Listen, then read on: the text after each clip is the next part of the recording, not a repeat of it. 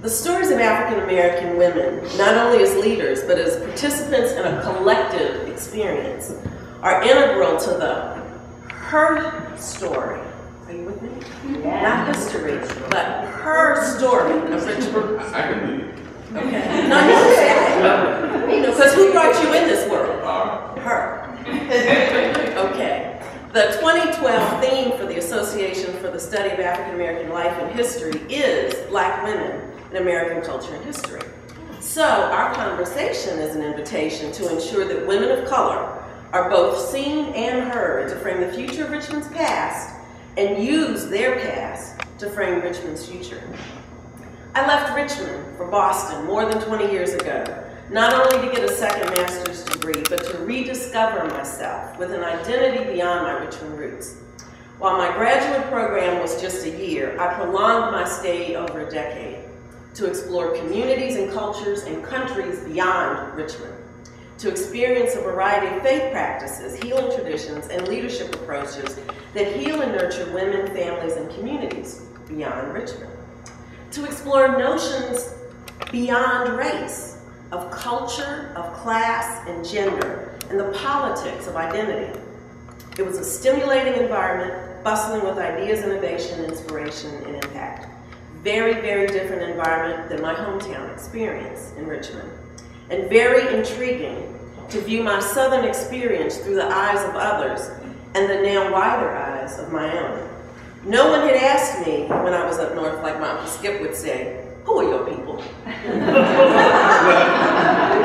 No one knew me as somebody's daughter or niece.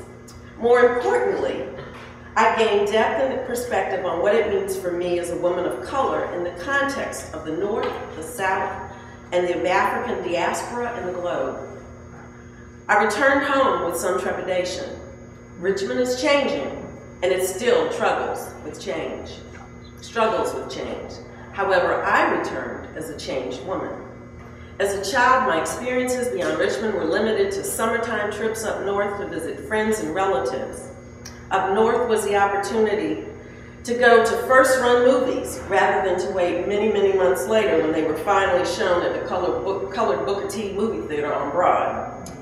And to eat inside restaurants rather than have Daddy leave us in the car to get takeout for Chinese food from the Golden Dragon restaurant in Carytown, or to get takeout burgers from the White Tower at the Boulevard in Broad because we couldn't eat inside.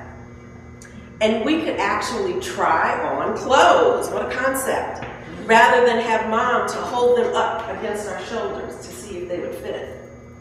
I am so grateful for parents, no different from many Black parents in Richmond, for their efforts to expose us to life in Richmond and beyond Richmond. Like most parents, they wanted the best for their children because they saw their future in us. They guided and shielded us through the indignities of segregation, encouraged us through integration, and grounded us to the collective village in Richmond's Black community. And I'm seeing people from my village right now. Through their own struggles, they taught us character values about dignity, self-respect, courage, integrity, and remembering who you are and whose you are for the journeys ahead.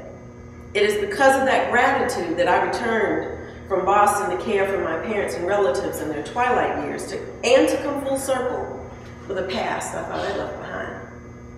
My father was a wonderful storyteller. He wove the history of Richmond, both black and white, into a splendid, splendid fabric.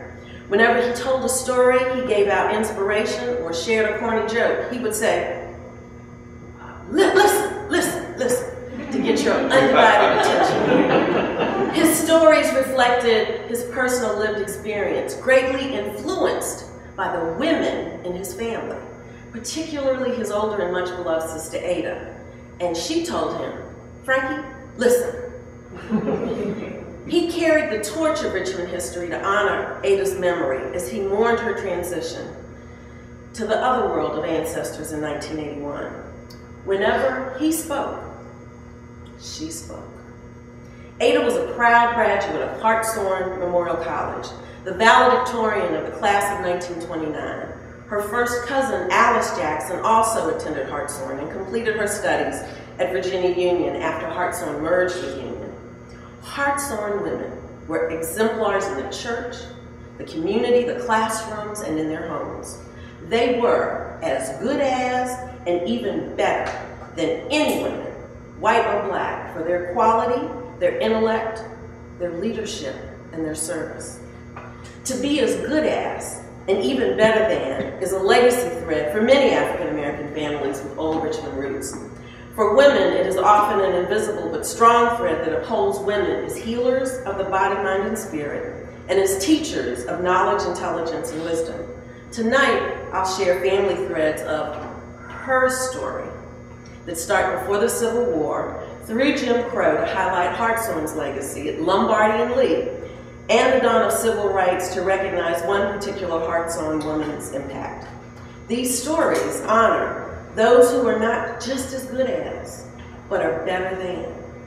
So as Ada would say to baby brother Frankie, what would she say? Listen. Harriet Taylor was a slave woman and a nurse born in 1830 in the Chaco area. She witnessed slave trading, Lumpkin's jail, and so would her children, Virginia, Ada, and a son named Wirt, who was named for his father. Wirt was light enough to pass for white, so he left Richmond after the war. Their father was a wood and coal merchant in Chaco Bottom. Despite the laws against miscegenation, interracial relationships were not uncommon in Richmond. As a nurse and midwife, Harriet probably listened well to those who shared stories, secrets, joys, and heartaches. Harriet was my great-great-grandmother. Harriet was not quite 50 when the 1880 census recorded her as a nurse in the home of Dr. Christopher Tompkins at 10 North 2nd Street, the same block as the Richmond Public Library. And if you can see right there, the orange arrow points to Dr. Tompkins' name, and if you look at the green, you can see her name as a nurse. Kind of hard to see, but that's from the census records.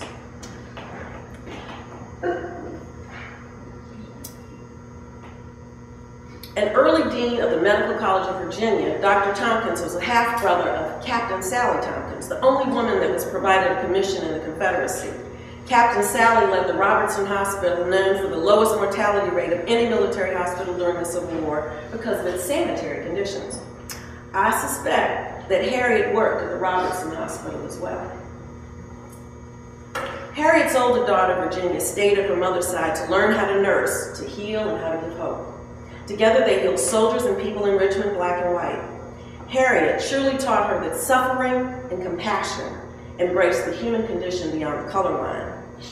When the USCT troops captured Richmond in April 1865, Virginia passed down memories of being chased by soldiers amid the smoldering Chaco warehouses as she scurried to get home safely from a day's work.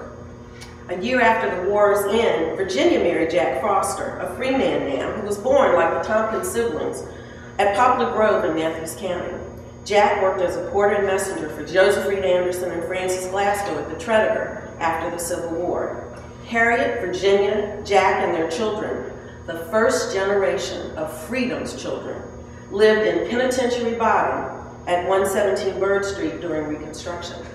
Virginia and Jack made sure that their children got the best education they could in the colored public schools in Richmond. Virginia had several daughters and one son, Christopher, born in 1880. And then Mother Harriet passed away the following year in 1881.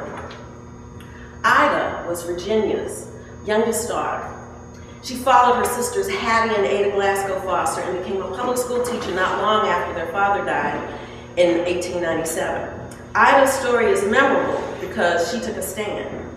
So now what would Ada say to Frankie? Listen.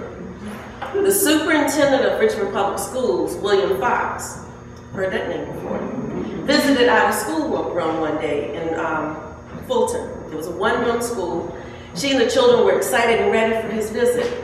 Superintendent Fox was quite impressed with how eager the students were to learn, how effectively Ida managed her classroom. The students were so sharp, so bright, and so attentive. The superintendent said to her, "Why, these students are so smart and bright and well-behaved, they're almost as good as white children." Without flinching, Ida responded in front of the children, These children are as good as white children, sir, and some of them are even better. He demanded that she face the school board, apologize, and admit that her children were not as good as whites.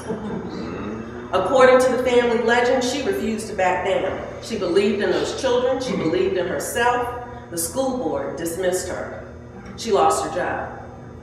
She never lost her dignity or courage to speak truth to power. I'd have found another teaching job in a rural area nearby. Despite Jim Crow's insistence that whites must be superior and blacks inferior, the family supported Ida's bravery to stare down Jim Crow. They were as good as and even better than those who held their ancestors back from achieving their highest potential.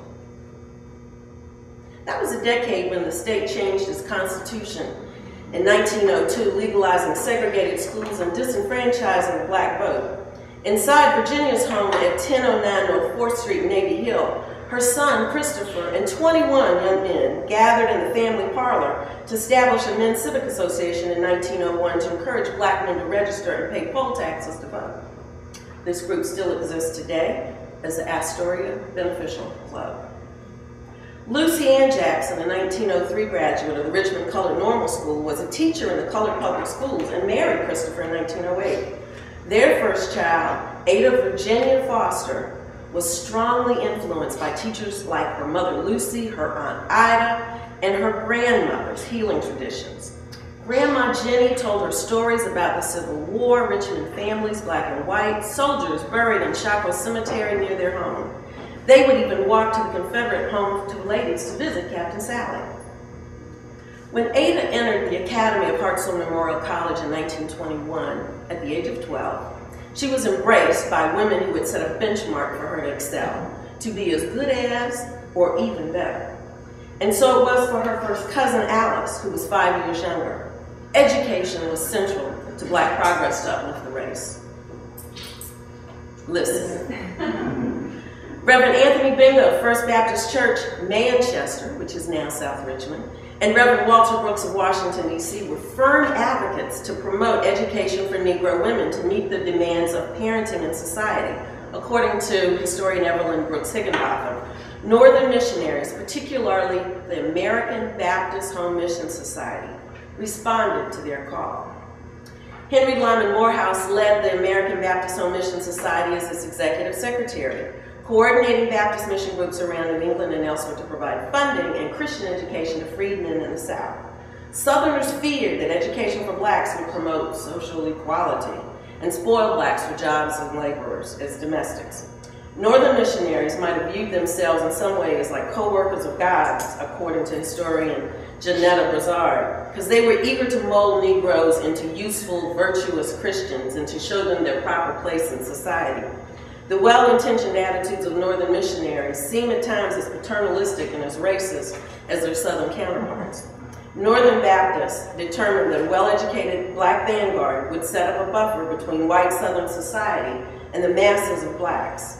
This vanguard would own responsibility for keeping America's race problem at bay. Morehouse was the one who originated the term, the talented tenth. And it was his vision to develop a black elite trained to think, act, and even dissent in a rational rather than violent way to spread and imbue the values, rituals, and standards of Northeastern culture throughout the black masses of the South, ultimately creating an American colored Yankee. Negroes well trained in these schools would be expected to command a strong influence over the segregated communities to perpetuate the values of these Northern missionary interests to benefit whites as well as blacks. To ensure that the cultural values would root well into the Negro community, the proper education of black women would be essential. The Missionary Society targeted their work in two locations in particular, Richmond and Atlanta. In Atlanta, they set up a school for men, later named for Henry Morehouse. The Women's Seminary began in 1881 and received significant funding from someone Morehouse knew well, the Standard Oil magnate, as I see the Esso sign right here, John D. Rockefeller. And his wife was Laura Spelman Rockefeller. Hence, that's how Morehouse and Spelman got their names. Northern missionaries that worked for the Missionary Society, Lyman Beecher Taft and Carrie Dyer, appealed to Joseph Charles Hartshorne of Rhode Island to support their vision in Richmond for a school for Negro girls to honor the memory of Hartshorne's late wife, Rachel, and her interest in Christian education for Negroes. With his generous support, Hartshorne Memorial College began with 31 students in the vestry of Ebenezer Church in November 1883. Dr. Taft became the first president, and his daughter Mary, who was a Wellesley College graduate, joined him in this work. Hartshorne was chartered with full collegiate and university powers in March 13 of 1884 and moved to an older plantation estate once owned by Nathaniel Bow at Lombardy and Lee. Does a Bow name sound familiar? And if you've been to VCU basketball games in Head Park, you would have to park in the Bow Street parking lot. The 1926 Hartshorne Catalog notes that the school's founding was to raise thoroughly educated Christian women for influence in their homes, churches, Sunday schools, public schools, and among the people of their fatherland, but I prefer the term motherland, to uplift and ennoble the race. The Hartshorne seal is a circular emblem embracing the continent of Africa, next to a bright sun rising over the sea. Morehouse's successor, Thomas Jefferson Morgan, insisted on educational quality, instruction and standards to replicate those at Wellesley, Vassar, University of Chicago, and University of Michigan. Morgan expected Negro women to be as capable of high intellectual and cultural attainment as white men, as black men, or white women. Northern Baptists considered this intellectual development necessary to black progress and uplift as it would be for whites. So you can see that Negro women at Hartshorne received a high quality of instruction comparable to elite Northern schools in intellectual training, to the equal of men. But Northern missionaries didn't fashion Negro femininity as the refined genteel life of culture and grace that are afforded to middle and upper class white women. They determined that the role of black women was to lead from the home and to lead from the classroom, to prepare them for a work world as teachers and guardians and nurturers for the race, because economic necessity forced Negro women to work outside of the home. Women's work in the home and outside of the home was as demanding as the dual roles their foremothers had experienced during slavery, as workers in the fields by day and workers in their own homes after dusk. But Morgan had framed a threefold value for the education of Negro women. One, education is an instrument of livelihood to enable them to earn by their own labor their bread and butter. Two, that education is a possessor of service, and the highest obligation of life is service. And three, education has a culture value to put its pupils into right relationship with nature, society, and God, and to put in their hands a key that unlocks what he called the treasures of the universe, the discoveries of science, the creations of art, and the triumphs of invention. Hartshorne distinguished itself from Richmond's colored public schools by course offerings in math and rhetoric and English history and literature, and French and Bible study, as well as cultural refinement activities with a quality faculty from Northern elite schools. These advantages attracted day students who could afford the tuition from Richmond and also from counties across Virginia and outside the state. I interviewed Lillian Brasky, who was a graduate of the class of 1929. And she came to the academy from Los Angeles, California. Her father was an attorney, a graduate of Howard and the University of Pittsburgh Law School. I also interviewed Leah Lewis, who was a 1915 graduate of the academy, and also the normal school class of 1917, who became an early dean of women at the school. And she told me that her mother was eager for her to receive foreign language training in French, Greek, and Latin that were unavailable in the Negro public schools. Leah's French teacher was a French Canadian because Hartshorne's instructors came from Northern colleges. By comparison, teachers in the Richmond high school systems were white native Richmonders, even in the colored schools. Hartshorne's extracurricular activities reinforced moral and cultural development. The White Shield League upheld modest dress, language, and behavior. Can we imagine that now? Every student was expected to join the White Shield League and sign the pledge. The Home Workers Society, though, was perhaps the most exciting activity and popular activity for Hartshorne students to take their academic, moral, and cultural training to the Richmond's Negro community to do city mission work. Service learning and civic engagement were in practice and in action at the school. The Hartshorn girls gathered the children on street corners to teach Sunday school lessons, to provide a foundation for street youth then to use useful lives. Students made regular visits to the home for the aged to provide Bible study. They did cultural entertainment, and they particularly had a sewing school set up on Friday nights to teach sewing to older women in the community, as well as teaching reading through the Bible, physical health, and hygiene. They had over 120 people from the community to come to these classes. They went to the poorest alleys of Black Richmond to teach poor youngsters and teens. Their community outreach activities demonstrated livelihood, service, and culture in action, as well as community leadership and racial uplift. Hartshorn students were well aware of the poverty in Richmond, and they wrote well-written, descriptive analyses of current housing patterns and unsanitary conditions between the poor and the well-to-do, and the lack of political representation among the poor. Very interesting how we begin to see that then and what we're still looking at now. One of the Hartshorn journals reported a student essay that talked about the housing segregation laws back then in 1911. They said that the existing conditions are not altogether satisfactory to the colored people, and the more intelligent and cultivated they become, the more irksome become these conditions. They are essentially in the condition of a subjugated and subject race ruled by a conquering people. Hartshorn students provided camaraderie, self-help, and intellectual engagement, and they planted seeds for an ethic of race consciousness to unite Black men and Black women in the struggle for racial dignity and self-determination. As Jim Crow law strengthened its force and lynchings proliferated around the South, Hartshorn women joined in partnership with the men of Virginia Union University, its brother institution, to provide community leadership. They used their higher education training, steeped in Northern Christian values, as a tool for self-determination, racial dignity, and liberation. Interestingly, as a result, they shifted the Northern interest in racial uplift toward the enlightened self-interest of the Negro race for racial justice.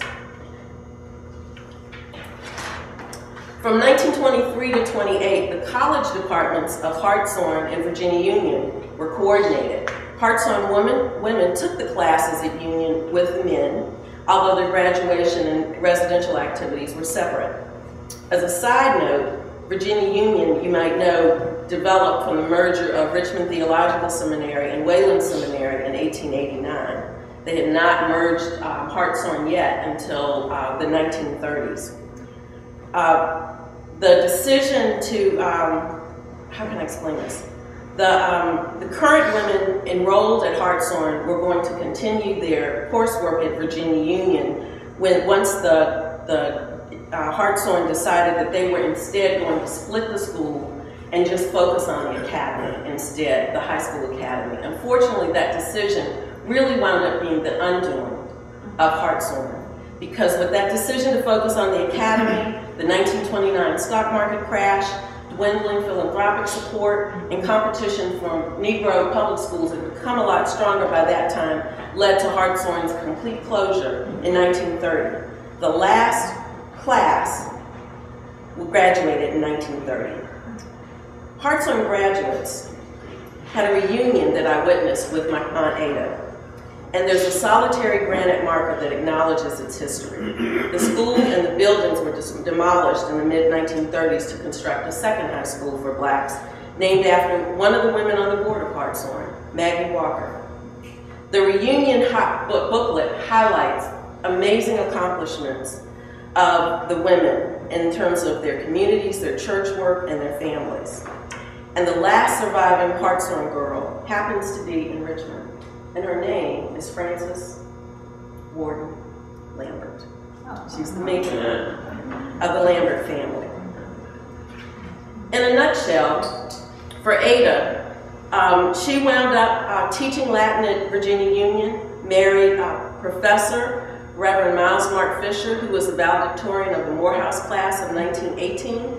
He had a master's degree from the University of Chicago, and together with her full engagement and support, he pastored White Rock Baptist Church in Durham, North Carolina for about 30 years. She was a classic scholar, fluent in French and Greek and Hebrew and Latin, and she was a pianist as well. She was responsible for a welcoming home that greeted a host of black college presidents like Benjamin Mays of Morehouse, Mordecai Johnson of Howard, theologians like Howard Thurman, historians like Carter G. Woodson and John Hope Franklin, and even global leaders like Shanghai Shek to her dinner table to discuss events of the times and around the world. She even helped to edit her husband's dissertation from the University of Chicago. And when his book, Negro Slave Songs in the United States, won the 1953 Book of the Year Prize from the American Historical Association, that was her book. But I want to explain that because the influence of Hearts on Women had established a standard, being as good as or better than, that she expected for her brothers as well as her children, taking the family role of healers and educators to the next level. When she returned to Richmond to care for her father, sounds like a familiar theme in our family, the city planning department relied on her incredibly extensive knowledge of Richmond history. Few people know that her astute recall is the reason why Richmond could establish her beloved Jackson Ward as a National Historic District. It's because of her. My father knew these stories because he listened to Ada.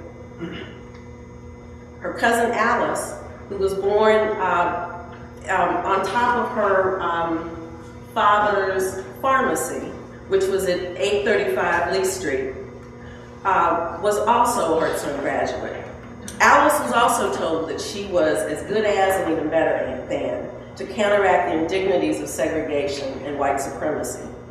After graduate year at Smith College studying French, she was inspired by the efforts of Harvard law-trained Charles Hamilton Houston, the dean of Howard University's law school, who was building a cadre of young lawyers, like Oliver Hill, Thurgood Marshall, and a distant cousin, Richmond native Spotswood Robinson, to challenge segregation in higher education in the courts. She was just 22 years old when she applied to the University of Virginia, and it caused an uproar in the Commonwealth. As you may know, the state of Virginia, rather than going to court under this powerhouse, they decided to provide tuition grants to Negroes to go anywhere outside of the state for graduate school. The legislature also initiated a graduate program at Virginia State College, and Alice paved the way for countless black Virginians to receive graduate education from high-caliber schools like Columbia, Chicago, Michigan, New York University, and Boston University, the same universities that Hartshorn's curriculum used as its model.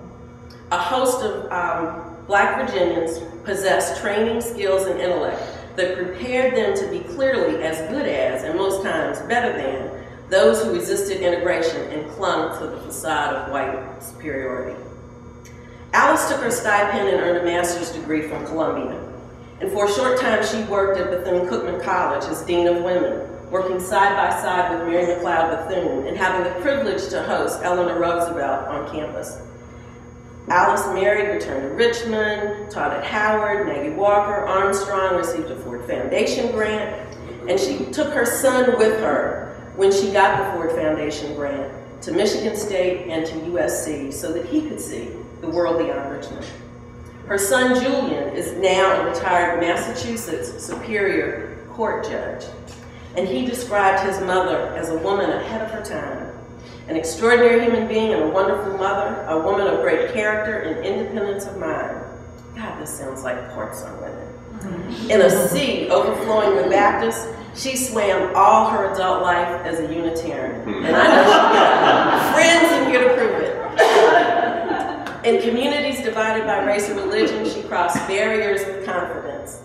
She never lacked the common touch, even with her education, and she could talk to anyone about anything. Alice returned to her native Richmond after her second husband passed in Plainfield, New Jersey in 1982. She inspired me as a single parent with a son to go to graduate school in Boston, and she inspired my son as well, who sought his graduate training at the same university that denied her. I have a short short digital story about Alice that I'd like to show you that I think you'll find interesting. Whenever I pause at the stoplight at Lombardy and Lee, I always pay a nod of tribute to the solitary granite marker that testifies the landscape where quality education, since 1883 once flourished. Other than a large, elegant picture of the Grand Lady Maggie Walker, who was once a member of Hartshorn's board inside the Governor's School, Hartshorn remains an unseen legacy to students now inside the building and to those who stop at the traffic light each day. Only a few, like me, and now, like you, can see through the lens of history and imagine smart, beautiful, young girls of Hartshorn at that corner of Lombardy and Lee, with skin tones ranging from alabaster to ebony, in training to be as good as and even better than in service to their communities. Richmond's past is woven into its present and future, and I hope these notes from a native daughter who speaks for the daughters of my ancestry will lift up unsung and invisible threads in the her stories of noble Black women, integral to the fabric of the city on the James. Thank you.